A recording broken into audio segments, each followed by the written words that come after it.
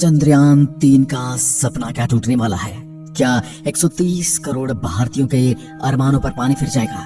क्या चंद्रयान 3 का वो सपना जिसे वैज्ञानिक बरसों से देख रहे थे वो सिर्फ एक सपना रह जाएगा?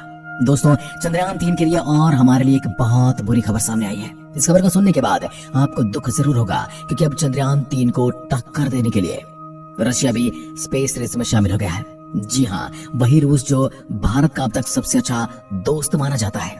जब दोस्त ऐसे हो तो फिर आपको दुश्मनों की जरूरत क्या है? अब उसने एक ऐसा काम कर दिया है कि जिसकी किसी को उम्मीद नहीं थी। रूस इस बार भारत से पहले ही अपना यान चांद पर भेज रहा है।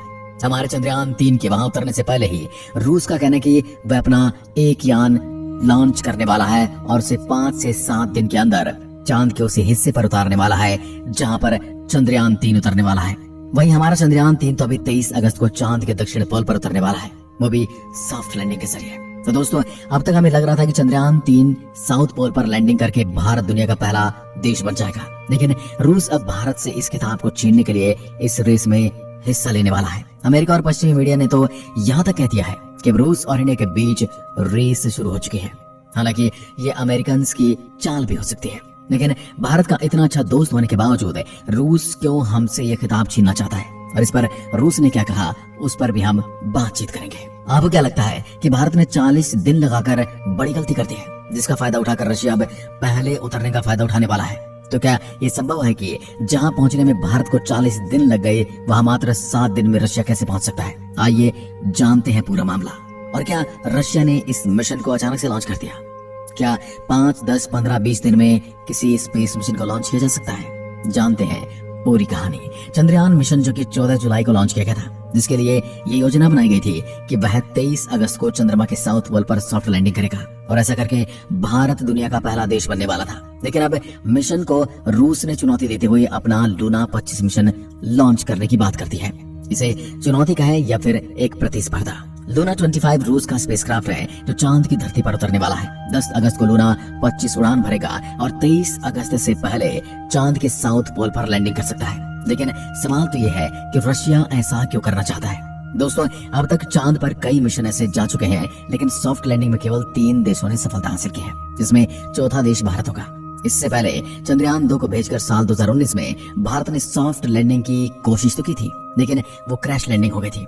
हालांकि इस बार हम फिर से चंद्रयान 3 को भेजकर सॉफ्ट लैंडिंग करने वाले हैं। अब चंद्रयान 3 की लैंडिंग होने वाली है। वहां अब तक कोई भी देश नहीं पहुंच पाया है, केवल भारत ही यहाँ पहुंचने का प्रयास कर रहा था।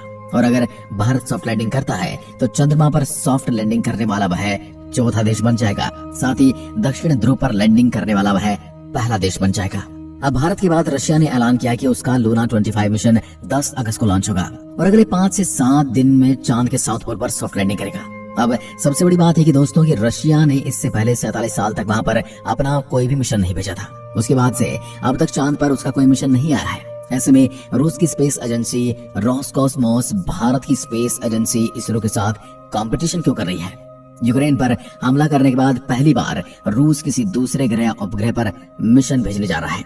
लूना 25 अपनी 5 दिन की यात्रा करके चांद तक पहुंचने की बात सामने आई है। वहीं भारत के चंद्रयान को यहाँ पहुंचने में 40 दिन लग सकते हैं। लूना 25 फिर 5 से 7 दिन तक चंद्रमा की परिक्रमा करेगा और फिर दक्षिण ध्रुव के पास उनके 3 स्थान तय किए गए हैं, वहां पर लैंड करेगा। अब इतना तो हम समझ चुके हैं कि रूस का मिशन ज्यादा ताकतवर है।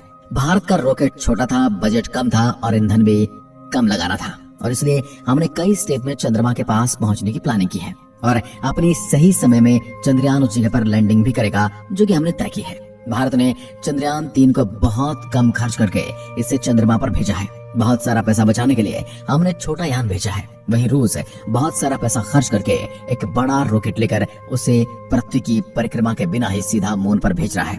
और अब एक और सवाल ये भी आपके दिमाग में आ रहा होगा, क्या रूस का यान केवल सॉफ्ट लैंडिंग करने वहां जा रहा है या वहां कुछ खोजबीन भी करेगा, या सिर्फ इसे लैंडिंग करके वहां पर पहला नाम कमाना है? क्या रूस वहां पर लैंडिंग करके वहां पर लैंडिंग करने वाला पहला देश बनना चाहता है, वहां पर कुछ खोज भी करना चाहता है? क्योंकि हमारा चंद्रयान 3 तो वहां पर बहुत सी खोजों को अंजाम देने वाला है। रशिया का कहना है कि लूना 25 चंद्रमा पर ऑक्सीजन की खोज करेगा ताकि उस ऑक्सीजन से पानी बनाया जा सके। वहीं भारत के साथ प्रतियोगिता को लेकर रशिया का कहना है कि वह किसी भी देश या स्पेस एजेंसी के साथ प्रतियोगिता नहीं कर रहा है, यानी वो किसी के साथ रेस नहीं कर रहा है। वह उनकी लैंडिंग के इलाके भी अलग हैं। यानी जहाँ इसरो का चंद्रयान 3 उतरने वाला है और जहाँ पर लूना 25 उतरने वाला है, उनके बीच में काफी डिस्टेंस है। उनका यह भी कहना है कि उनका भारत या किसी और देश से कोई टक्कर नहीं है। चंद्रमा समय के लिए है, उस पर कोई एक देश अपना दावा नहीं कर सकता। रूस का यह भी कहना है कि उन्होंने ये मिशन कोई जल्दबाजी में लॉन्च नहीं किया, बल्कि ये तो 1990 से चल रहा है, जो कि अब जाकर पूरा हुआ। इस मिशन की एक खास बात और ये भी है दोस्तों, पहले रूस ने भारत को ये ऑफर दिया था कि आप हमारे इस मिशन में मदद करो और मिशन कामयाब बनाने में हमारे साथ आओ, जबकि भारत ने मिशन में शामिल होने से मना कर दिया था। और फिर भारत से पहले रूस ने जापानी स्पेस एजेंसी के साथ पार्टनरशिप करने की कोशिश की, लेकिन उसमें भी वो सफल नहीं हुआ। फिर रूस ने खुद ही इस मिशन पर काम करना शुरू किया और ये मिशन चांद पर 1 साल तक रिसर्च करेगा, जबकि भारत का चंद्रयान 3 केवल 14 दिन तक चांद पर रिसर्च करेगा। लूना 25 का वजन 1.8 टन है। इसमें 31 किलोग्राम के वैज्ञानिक यंत्र है। इसमें एक खास यंत्र ये भी लगा है जो सतह की 6 इंच की खुदाई करके पत्थर और मिट्टी के सैंपल भी जमा करेगा, ताकि जमे हुए पानी की खोज करके भविष्य में जब इंसान वहाँ पर बेस बनाने के लिए जाए तो उसके लिए पानी की व्यवस्था की जा सके। अब यहाँ रूस ने एक और तर्क दिया है कि वह अपने इस मिशन में 2 साल लेट चल रहा है। रशिया का कहना है कि वह लूना 25 मिशन 2021 में लॉन्च करना चाहता था, लेकिन तब ऐसा कर नहीं पाया। लूना 25 के साथ European space agency ESA pilot D navigation कैमरे की टेस्टिंग करना चाहती थी, लेकिन यूक्रेन हमले की वजह से दोनों स्पेस एजेंसियों ने आपस में नाता तोड़ दिया, जिसकी वजह से रूस 2 साल लेट हो गया और अब वह इस मिशन को लॉन्च कर रहा है। दोस्तों, इस मिशन के लिए रूस ने गांव को खाली किया है, क्योंकि रॉकेट से जब एक मॉड्यूल अलग होता है और ईंधन वाला टैंक जब अलग होता है तो वह धरती पर कहीं गिरेगा। तो रूस को लग रहा है कि वो इस गांव के आसपास गिर सकता है, इसलिए उसने गांव को खाली करवा दिया है। अब ये तो साफ हो गया कि भारत से पहले रूस चांद के साउथ पोल पर सॉफ्ट लैंडिंग करना चाहता है और हो सकता है उसमें उसको कामयाबी मिल जाए या फिर भारत इसमें बाजी मार जाए। अब ये ट्रेंडिंग टॉपिक हो गया है हम सब के लिए कि चांद पर सबसे पहले कौन सॉफ्ट लैंडिंग करेगा, भारत या रशिया। हाँ, रशिया ये जरूर चाहेगा कि वह भारत से पहले चांद पर सॉफ्ट लैंडिंग करे और दक्षिण ध्रुव पर सॉफ्ट लैंडिंग करने वाला पहला देश बन जाए, और यही कोशिश हमारी भी रहेगी। भारत भी यही चाह रहा है कि रूस से पहले वो अपने चंद्रयान 3 को साउथ पोल पर सॉफ्ट लैंडिंग करवा दे, ताकि वह पहला देश बन जाए जिसने चांद के साउथ पोल पर सॉफ्ट लैंडिंग की है। अब ये एक रेस से कम नहीं है दोस्तों, ठीक उसी तरह जिसे क्रिकेट में भारत पाकिस्तान के मैच में होना में जो मजा आता है, और ये तो पूरी दुनिया के लिए गेम बन गया है जिसमें पूरी दुनिया ये देखना चाहती है कि रशिया और इंडिया में से कौन पहले बाजी मारता है।